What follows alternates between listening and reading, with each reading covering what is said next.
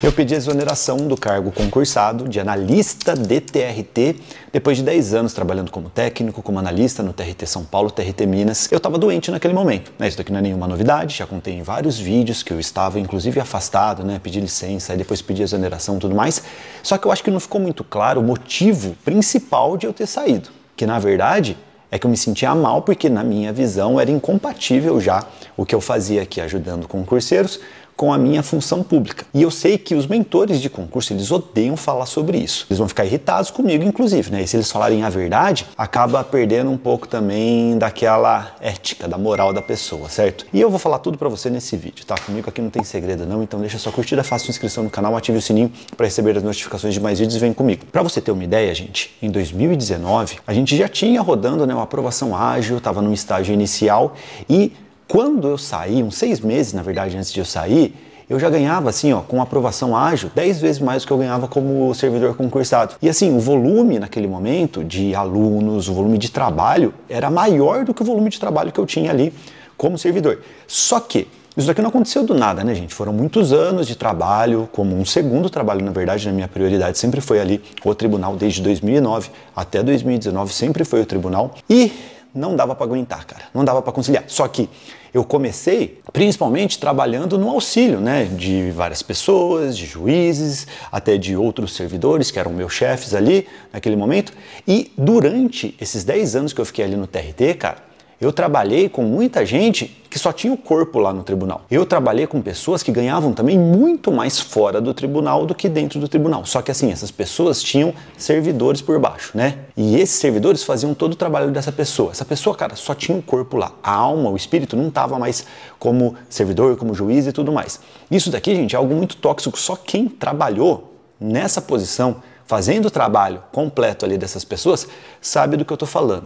É uma experiência que eu tenho certeza aqui que temos muitos seguidores que são concursados aqui no canal, né? Eu sei que muitos concursados seguem a gente, inclusive sempre alguns amigos dos tribunais me mandam mensagem de galera compartilhando vídeos nossos aqui nos grupos de servidores. Você que já trabalhou com muitas pessoas no tribunal, você sabe que isso acontece. Tem muita gente que tem negócio fora, que constrói casa, que tem outras funções aí na vida e que levam muito mais dinheiro para casa com isso do que com um cargo concursado. E essas pessoas normalmente põem alguém para fazer o trabalho mais simples ou liga o dane-se, sabe? Dane-se aqui a vida pública. Depois, se precisar, eu peço exoneração. Se tiver algum processo, eu faço alguma coisa. Isso daqui sempre me incomodou demais, cara. Eu jurava pra mim mesmo que não faria o mesmo. Até por isso que eu pedi exoneração quando eu entendi que aquilo estava incompatível. E, gente, ó, vai ter um monte de coach aí, de mentor, de professor falando não, isso daí é problema dele. Dá sim pra conciliar. Não dá, cara.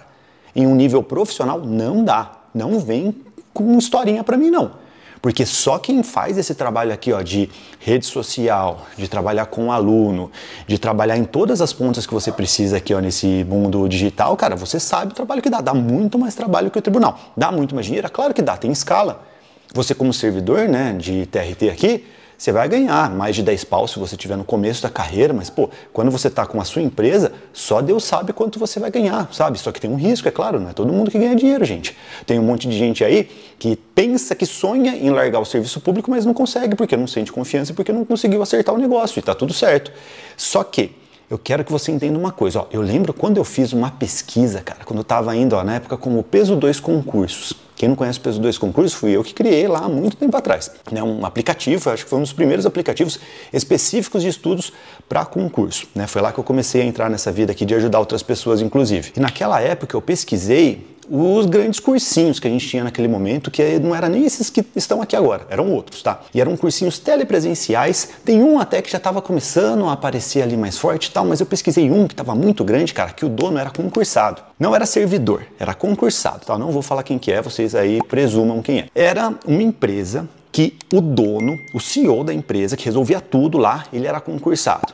Cara, e a empresa, eu lembro que eu pesquisei, eles tiveram investimento na época e tudo mais, eles ganhavam 70 milhões por ano. 70 milhões de reais naquela época, cara. Isso daqui eu tô falando de 2015. Aí eu fazia as contas assim, eu pesquisava a vida dessa pessoa, sabe? Porque era uma grande referência ali de direito em geral na época até, né? Principalmente na minha área. E ali eu olhava e, cara, pô, essa pessoa, ela ainda é concursada. Mas, pô, ele tem uma empresa aqui que fatura 70 milhões e o cara é concursado, sei lá, tipo, ele deve ganhar 40 pau limpo. Sei lá, tipo, era um salário muito bom, sabe? Mas, pô, não é compatível. Eu tinha certeza, cara, certeza que ele não fazia nada do trabalho, não tem como. Como é que ele vai resolver os enroscos de uma empresa de 70 milhões de reais e olhar para aquele cara? E, cara, isso daqui me assustava e me revoltava ao mesmo tempo. Falar, pô, que coisa chata, né? A pessoa não quer largar o osso mesmo, sabe? É um desrespeito até com os alunos, com as pessoas que ele se propõe a ajudar. Porque, pô, como é que você não vai dar o exemplo, sabe? Porque, gente, o serviço público é algo muito sério. Eu sempre levei muito a sério, eu sempre respeitei demais, né? Foi o que mudou totalmente minha vida, cara. Eu só resolvi a minha vida quando eu entrei no serviço público. Eu sempre fui muito grato a isso, né? Você que já viu vídeos antigos aqui, principalmente, você deve ter notado isso, né? Cara, eu saí do tribunal, mas o tribunal continua aqui na minha vida, né? O tribunal e o serviço público em geral. Você que vê a nossa briga aqui com a reforma administrativa, cara, eu como empresário, talvez fizesse muito sentido torcer pela reforma administrativa. Os cursinhos fazem isso. Os grandes fazem isso, cara. E todos eles querem a reforma administrativa no final das contas, gente. Pode ver que eles fazem um barulho aqui, né, contra, para agradar o concurseiro, porque no final eles querem, porque a mudança da reforma administrativa vai ser boa para eles, cara. A tendência é que a gente tenha mais provas, mais inscritos no final das contas. Porque a reforma administrativa, só o vacilão que acredita que vai acabar com a estabilidade, não sei o quê. Não, vai priorizar. Inclusive os concursos nacionais unificados, né? Não concursos nacionais unificados, a gente pode até usar essa nomenclatura que vai ter mais de um provavelmente. Já temos mais de um, né? Tem o CNU, que é geralzão, e tem um dos professores, que virou um CNU. Talvez a gente tenha concursos unificados aqui nos estados, isso daqui facilita para o cursinho, eles querem isso, eles querem ganhar mais dinheiro. Então, eles se posicionam, na verdade, a favor da reforma. E comigo, cara, eu não consigo, talvez como empresa seja melhor para a gente se a reforma passar, mas eu não aceito isso, cara. Porque, para mim, o que faz sentido é trabalhar com o concurso público pensando que as pessoas vão ter a melhor condição de vida e que isso daqui vai fazer bem para o serviço público em geral, né? Porque eu fui uma pessoa que ficou mergulhada ali. Eu fui o servidor clássico, que mudou a vida com o concurso e que se preocupava muito com o trabalho. E eu não vejo isso dessas pessoas, eu não via isso dessas pessoas. E quando comecei a seguir um caminho, né, que deu muito certo, a metodologia, todas as ferramentas que nós criamos e o negócio começou a crescer muito rapidamente, eu tive que tomar uma decisão, tive que sair, cara. E assim, eu sei de muitas empresas aqui que são controladas por servidores também, em sentido amplo aqui, e essas pessoas, cara, continuam no serviço público, eles têm um faturamento muito maior que a gente, muito mais alunos, eles têm muito mais trabalho no final das contas. E assim, você acha que o cara vai dar prioridade pro negócio dele que dá 1 milhão ou pro cargo dele que dá 15 mil, 20 mil, 30 mil por mês? Acho que é meio lógico, né? Isso daqui, na verdade, para mim, demonstra uma certa maldade. Demonstra que essas pessoas não têm essa ética e moral que demonstram aqui pela frente, não. Pela frente, né? Nos vídeos, nas câmeras, conversando com os alunos. Porque, sinceramente, não é compatível, cara.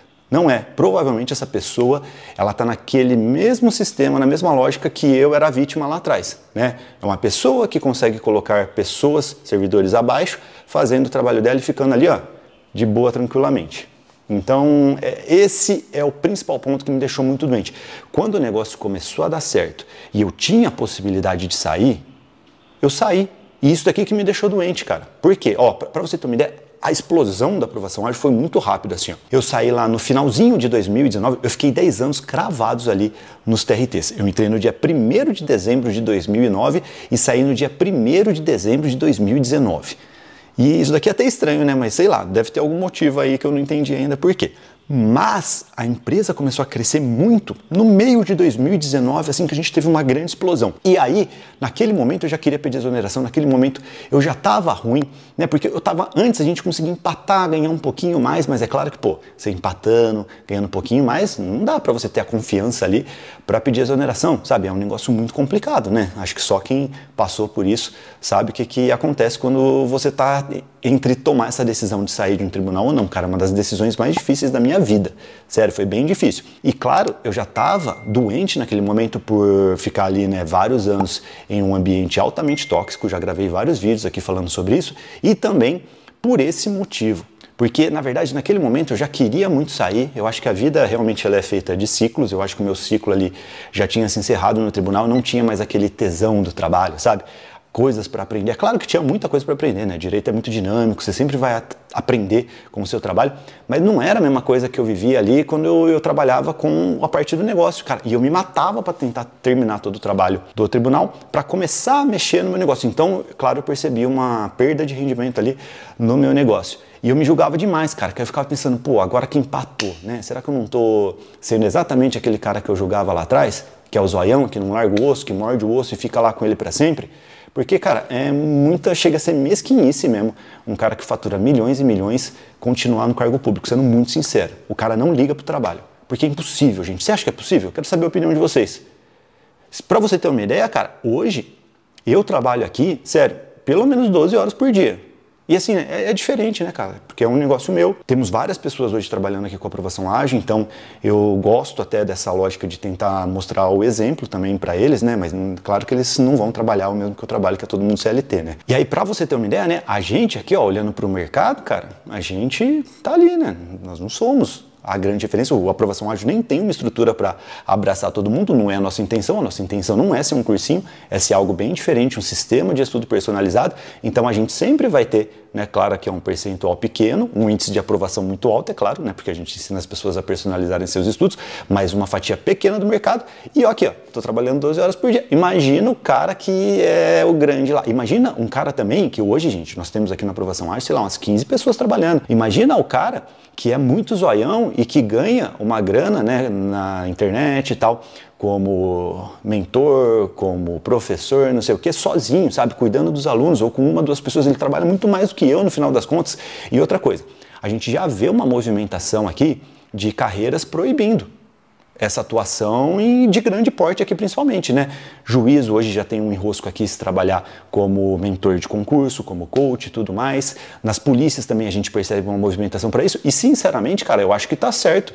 Porque eu me vejo na posição de quem está controlando o serviço público ali nos órgãos, cara. O cara olha e fala assim, pô, essas pessoas aqui estão assim, o dia inteiro na rede social, com uma postura às vezes incompatível até com a atividade delas.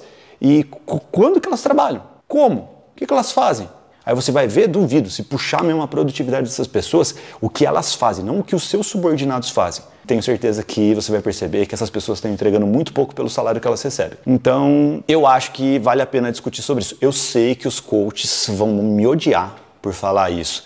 A galera principalmente aí que continua concursada. Eu vejo hoje um grande número de servidores abandonando, saindo, né, do serviço público e tudo mais, porque, primeiro, eles veem uma impossibilidade de conseguir cumprir o trabalho, e isso daqui, né, tem levado muitos não saíram por boa vontade, muitos foram expulsos, na verdade, né?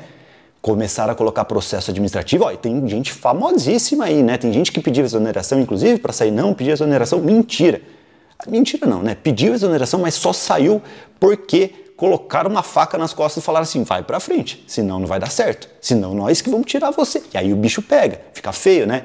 Então, cara, eu vejo essa movimentação dos tomadores de decisão aqui do serviço público, né, criando normas, até atos administrativos para controlar isso, porque tá ficando impossível, sabe? E, claro, cara, tem a liberdade, né? Você não é obrigado a ficar no serviço público. Do mesmo jeito que você entrou, você pode pedir para sair, pode ser um ciclo, aconteceu isso comigo. Só que o grande pensamento aqui que eu quero deixar é o respeito que você tem que ter com a função pública, né? Porque é um grande desrespeito você tá ali, receber sua grana e no final das contas não entregar nada. Aí, pô, tem a noção, né? Até pelo que você propõe.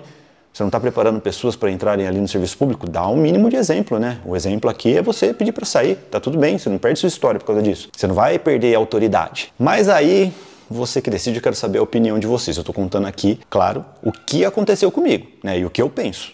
Eu sempre fiquei muito mal quando eu pensava ali que talvez eu poderia ficar na mesma situação desses que eu olhava lá quando eu estava com o peso 2, depois aplicando as coisas aqui, né, de negócio para aprovação ágil e olhando para essas pessoas faturando milhões e continuando no serviço público, cara. Eu acho isso muito feio, sempre achei, e eu continuo achando que é feio, que tem que ser proibido, no final das contas. Ai, Gustavo, não, mas ele falou que dá para levar. Não dá, não dá. E tem gente, inclusive, que eu sei que fica botando, sabe o quê? Não empregado na empresa, mas põe assim, tipo, terceirizando um serviço público também. Ah, como acontece, vocês não têm noção, gente.